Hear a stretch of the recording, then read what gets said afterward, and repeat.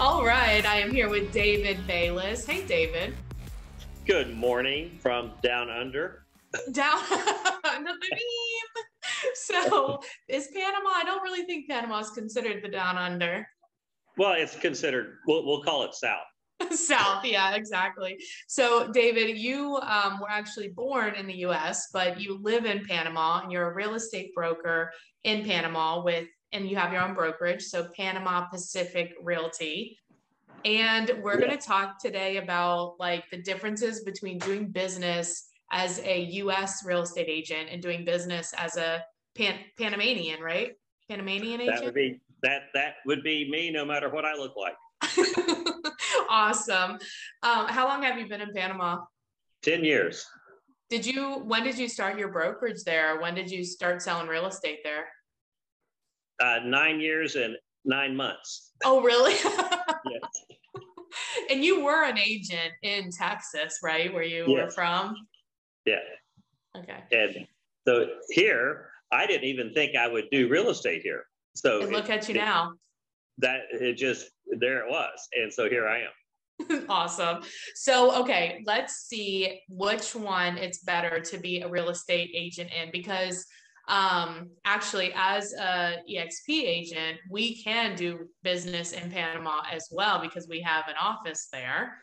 So, hey, maybe I'll come join you. Absolutely. All right. So let's talk about the first thing about like the buying process.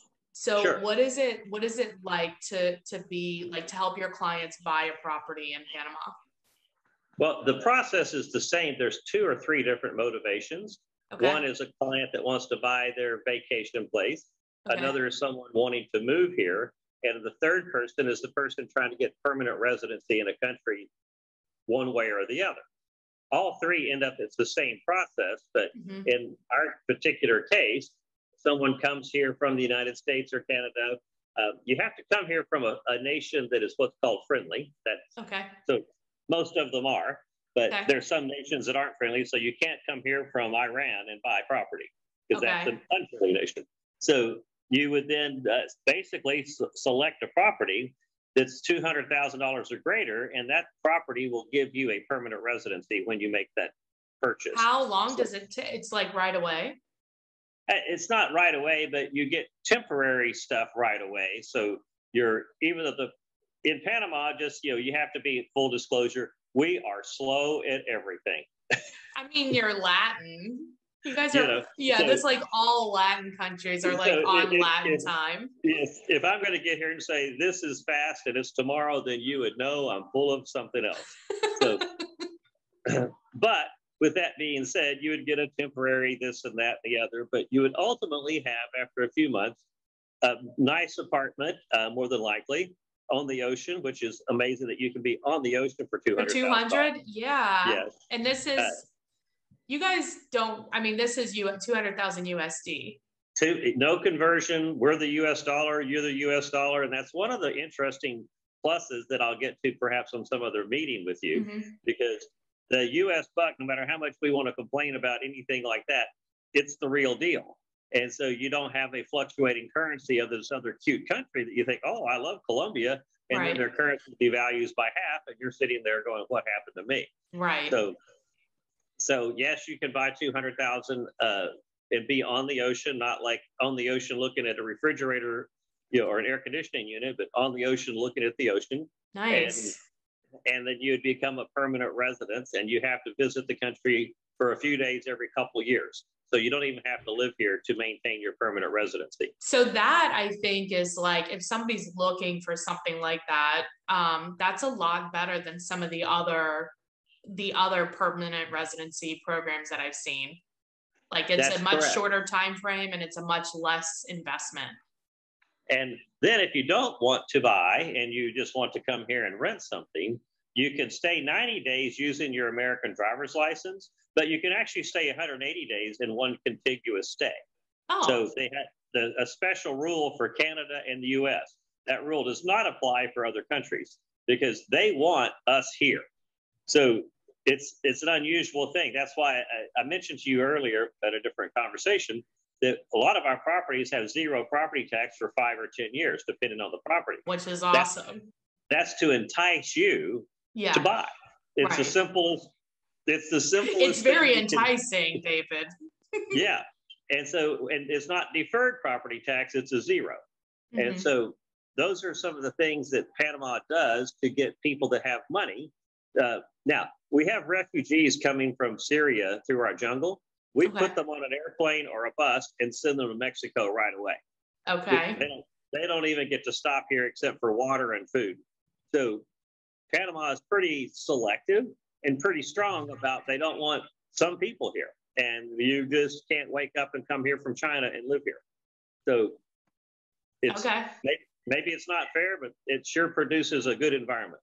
I gotcha. And you had even said too that you don't necessarily have to be like a citizen or a resident to buy. Like you can just buy.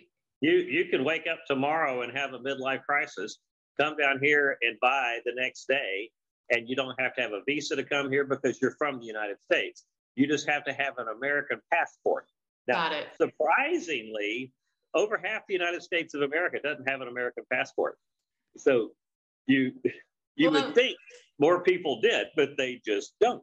They do. So, well, a lot of people don't have passports. I know a lot of people that never leave, so there's no reason. Yeah. Yep. So we have to make that caveat. Go get your passport. That's the only delay. Because yeah. Well, talk to me about, you had said too, like the taking title on property is like flexible. What did you mean by that? Well, because the United States built the Panama Canal and we've been here for 120 years, when they wrote all the rules of property ownership, which occurred after that, they copied a lot of the U.S. Okay. So you can come here and buy titled property that's titled in your name. The only other part that's easy here, you can title it in your corporation name as well. Okay. So it's your choice, but it's still a titled property that gives you all the rights in the Constitution of a Panamanian. Okay, so, nice. So I think like, especially if you're like looking for an alternative to Florida, a lot of people will go, this is like Panama's a great option from a value standpoint. We have a funny joke here. It's like, if we can put a Floridian in the car with us, they're going to buy within 48 hours.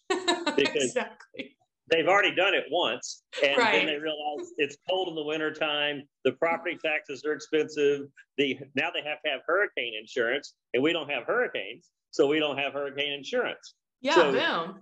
It's better. Boom. That's it. And you can tell a whole lot by how much, if you really check insurance in different countries, not the property. So I can sell you a $300,000 condo and your insurance is less than $400 a year. Wow. Because nothing happens. That's awesome. So I think like for like the ease of, I think Panama's winning this one because it's like so complicated in the US to like get through this whole process and find something that's like affordable and good. Yeah, and we're a buyer's market because we were a little bit more damaged for the quarantine than a lot of places were. Okay. They actually closed real estate for a year. Oh, wow. I mean, because they closed, everything closed. You guys couldn't. No, the banks quit doing mortgages for a year. Wow. Imagine that. Wow. And so we're a little more messed up, so to speak, in coming out of that. So it's a buyer's market, not like the U.S. right now where it's on fire. Right. We're simmering. Yeah. We will be on fire, but it's just taking a longer period of time. So there's your plug for the rapid purchase right now. Come on down and buy. Right. Come on down, baby. Yeah. I mean, that's a good, because you can't get like a good condo on the beach for $200,000 pretty much anywhere in the U.S. No. And for $400,000, we can give you a mansion on the beach. Hey, nice. If you want that. All right, cool. So ease of buying, I think Panama wins. But let's talk about, you had brought up lending. So how are people getting money? What's the lending process there? I'll go ahead and concede lending. We lose to you right away. Why? We don't have a Fannie Freddie. So imagine you had 25 friends, and each of your 25 friends could make up their own rules about financing a house. Oh. Imagine that's what we have in Panama. Every bank can make up their own rules, their own rates, their own terms. We have banks that won't loan Canadians a penny, and we have banks that won't loan Americans a penny. It just depends on the bank. They just do whatever they want. Are they are they all portfolio? Like they're all keeping this? There's no secondary market to sell them. Right. So that's the world that we live in. So by virtue of that, I've helped over the years, many developers do developer financing with no qualifications whatsoever, because they realize that if you give them cash and they give you an apartment, and if you don't pay, they can take the apartment. So they don't, it's not like it's a 0% financing with nothing down. You have to give some money. Right. And when you give money, the developers are learning that making you a deal is not such a bad idea. Right, exactly. All right. Yeah, I think like the US wins that one for sure, because it's a lot easier if you know and you want to buy a property, like what are your options if you don't have cash? And it's well, the funny thing is I would say 20% of our cash purchases are actually home equity loans for the United States and Canada. Okay. Because that's the easiest path. And so they go back to cash. Yes. And you can take that cash and buy a property here. So our second one, ironically enough, that I'll talk about at a later date, is using your self-directed IRA, because you can buy an investment property out of that, right? As long as you don't benefit from it. So that's a couple of the paths that we go down. Yeah. So we can find out. We'll put like your contact information in the notes, and then you can mention it. And if people have like, as they have questions about that, they can reach out directly, right? Piece of cake. Yeah. So, okay, let's talk about like being a realtor and getting clients. So I know in a lot of like Latin American countries, they're not signing like exclusive contracts with the buyer or the seller. What do you guys do? We're both. We're called exclusive and non-exclusive. Okay. So a non-exclusive can have 1, 2, 3, 4, 5 real estate companies representing the same property. Okay. And that creates its own inherent mess. Obviously. And then we have exclusive, where we can do very similar to the United States, an exclusive contract. And our commissions are similar, that 5 or 6%. Some projects that are developer projects, maybe 3%, but typically we're 5 or 6, which makes it, when we're paying a referral fee, we're dealing with at least several $1,000s. So whereas Colombia, just for your information, is 1.5 to 2%.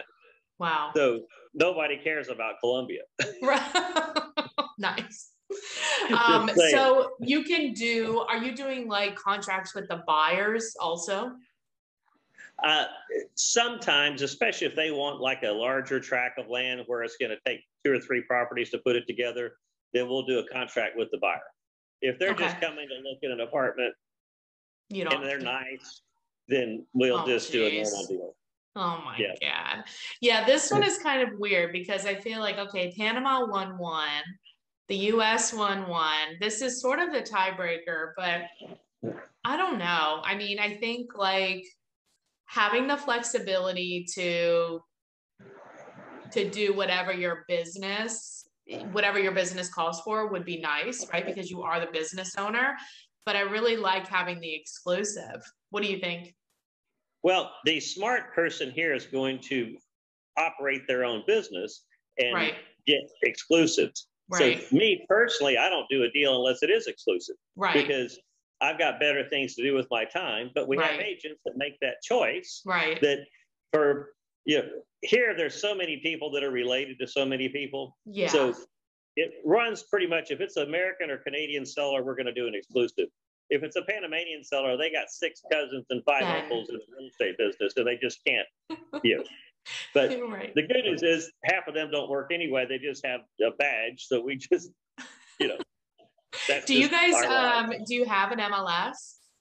Yes, we do. And it sort of functions to some extent. We don't have data from sales nor exact correct data on days on market. Okay. So we're missing the data. And Okay. It's considered perfectly fine for a house to be listed in the next town over that's a nicer town than the place that the house actually is. Okay. That's considered creative marketing. It sounds super creative. So how are you pricing houses? How are you selling houses? It's very important for us to have knowledge of the local market. Mm-hmm. So it's like boots on the ground, finding out what things really sold for, keeping our own information because it's not going to be public information, right, as to what sold for what. Right. And so you have to do your job a little bit more, more than you would in the US. Right. Because you don't have an aggregate with all the data. You have to keep your own records. And I That's like right. that piece of it. That's how like a lot of other countries are outside of the US and Canada, is that it really requires like a lot more networking. And I think that's something that we in the US, we're missing that piece of it. Like I think Panama wins for that, for sure. Well, it's ironically interesting. It's kind of fun because you have knowledge that other people just can't go get. Right, exactly. And which is good. It makes you way more valuable in the process. Right, absolutely. My favorite clients are American real estate agents that come here to buy for themselves. Uh-huh. They go, oh, okay, now show me the days on market and show me this, show me that. They go, well, hang on. That's not how we do it. Well, that's awesome. So I think like overall, like Panama wins for its flexibility to run your own business. It wins for making it like somewhat easy, right? So if people have an interest in learning more about how to become like a permanent resident there through investing, or they don't want to go to Florida, but they want to find something on the beach that's affordable, what is the best way to get a hold of you? Well, you'll be so kind as to put my contact information, but david.bayliss79@gmail.com. I'll give you that plug. Today's 4th of July, so if you hear the fireworks in the background, it's their 4th of July. Nice. Their Independence Day. Yes. Awesome. So we have 3 of them. Oh, 3's fun. Why not? Why are there 3? Because they've been independent from 3 different countries. Okay, so from the U.S. Colombia, Spain. No, they never were U.S. We were just helping them. Oh, got it. Okay. So free from Colombia, free from Spain, and then what's the other one? It's sort of like free from themselves when they became a country. I gotcha. That's cool. That's fun. All right, David. So the best way to get a hold of you is your email. Yep. And it's interesting. People are, you can actually just dial my phone number too if you put that on there, because we love the United States so much. Our regular cell phones calling the U.S. is free. Perfect. What's your cell phone? Oh, it's 507-6226-5352. Awesome. And just dial away and I answer the phone. That's perfect. That's so easy. It's so easy. They just want to make it easy. I like it. It's a good thing. Well, thanks for being on. I really appreciate it. So here's your last 10 seconds. I know this is your video, but you can't leave without having this little bit of happiness here. Oh, so nice. So there you go, my friends. That's so nice. What floor are you on? I'll go for a swim this afternoon. Living that good life. That's right. What level are you on? 17. 17. Wow, you're high. And there's my new swing that I just made. I saw that in a bar in Costco Viejo, so I copied it out of teak. I like it. Yeah, that's good. That'd be nice to wake up to. Yeah, you got to have a little life around the real estate part, so that way people can understand that we're human beings doing normal things. Exactly. Well, look for me. I'll be down there soon. I want to come visit. Right. All right. Thanks, David. Ciao, ciao. Ciao.